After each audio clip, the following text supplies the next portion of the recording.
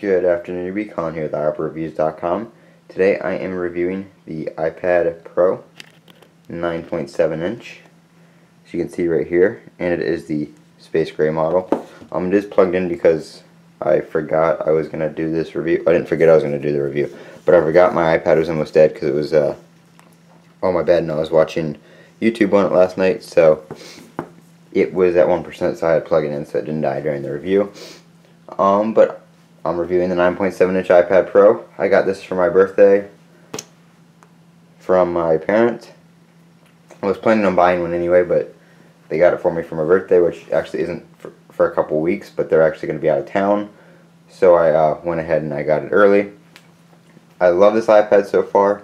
I'm still waiting on my keyboard and to get the Apple Pencil. I was at Best Buy yesterday and they didn't have it, so I haven't been able to get them yet. It still looks like a 2 to 3 week wait on the keyboard case for the 9.7 inch model on the Apple website. So when I get those, I'll do a review of those each separately. But I'm looking forward to the pencil, especially just using it, around on the screen and stuff like that. My dad has the bigger iPad and he uses his. He said he uses it like paper. He actually just writes notes with the pencil on it because it's so easy to write with the pencil. But I'm loving it so far. Only complaint I have is, as you can see, I don't have a case. That's because the other smart cover for the iPad Air 2, even though these iPads are the same, sorry, it's a little bit smudged up on the back there, but even though these iPads are the same dimensions, I guess they had to move the magnet around because of the smart connector, because they the other case, the smart case for the, not smart case, but the smart cover for the iPad Air 2 doesn't stick to the side, and when you close it, it doesn't line up right, and it doesn't do anything with the screen. It doesn't turn it on or off. So it doesn't fit. You can put it on there, but it falls off really easy. So they advise you not to, because you can risk dropping the iPad and stuff like that if it falls off. So I don't use it. Any other case, not like a smart case or just a magnetic one, should work. The only thing is it would block the speakers on the top because there's 4 speakers on this one also. If you're using the keyboard, you can't have the snap-on cases on the back.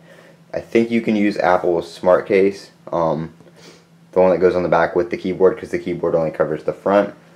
But I haven't tried that yet, because again, I haven't been able to find any cases for this size iPad. They're all out of stock still.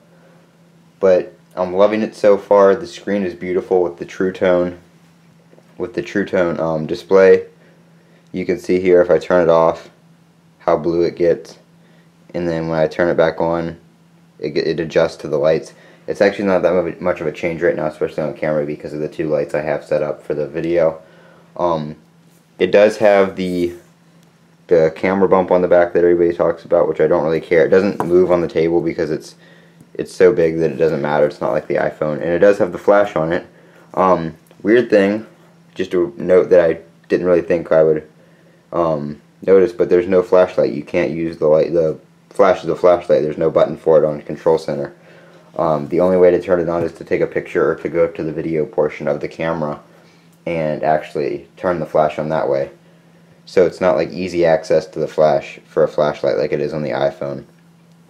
In the camera settings, you have your slow-mo recording. You can do 1080p at 120 or 720 at 240.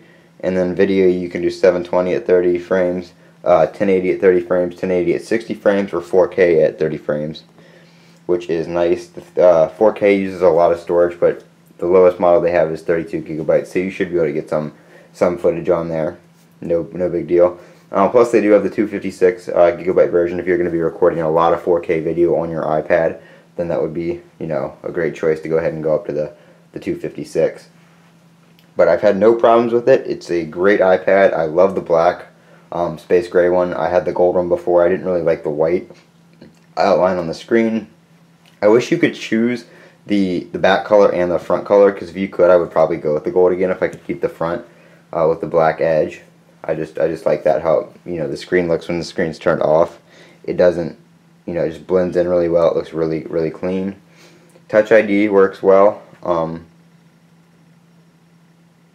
As you can see there, sometimes you gotta hold it for a minute. I don't know if this is using the new updated Touch ID sensor that's on the 6S, or if it's using the older iPhone 6 one. I didn't really look. I didn't really care that much. It's it doesn't take that long anyway. That extra 2 milliseconds isn't going to kill anybody. But yeah, loving it. The speed is great, as you can see. I'll just open that app there. 2 gigabytes of RAM on this, unlike the 4 gigabytes on the iPad Air 12.9 inch. So that is a little bit of a downgrade there. Using the same processor, I've heard that the processor is throttled a little bit though, so it slows it down a little bit. But for the size of the iPad and stuff like that, you don't really need that full speed like you do on that big screen to run all the apps. So really great. Loving this iPad, as I said many times in this video. No issues with it. If you're looking for a new iPad and you have the Air 2, this is a good upgrade, I'd say, especially with the camera if you like doing videos. But a great upgrade from the Air 2. I don't know if they're going to come out with an Air 3 or another iPad or anything like that, or if they're going to switch it over to this model and just continue with the iPad Pro. But I think they're kind of doing what they did with the Mini. They have the Air, you know, that's now the middle of the line. It got cheaper. And then this one's kind of like the upgraded one. They're probably not going to be upgrading the iPad Air as much. It's been about, I think, a year and a half, 2 years since they've upgraded that one. So they skipped over a couple of upgrades for that one in favor of the iPad Pros. But this has been Colin with iAppReviews.com. If you enjoyed this video, please click the like button. Don't forget to comment, rate, and subscribe. And check out a link down in the description to one of my friend's channels. He's been making some great videos and had some great comments on my video, so I told him I'd go ahead and give him a shout out. He gave me a shout out in one of his. He does gaming and stuff like that. So have a great day. Don't forget to comment, rate, and subscribe for more.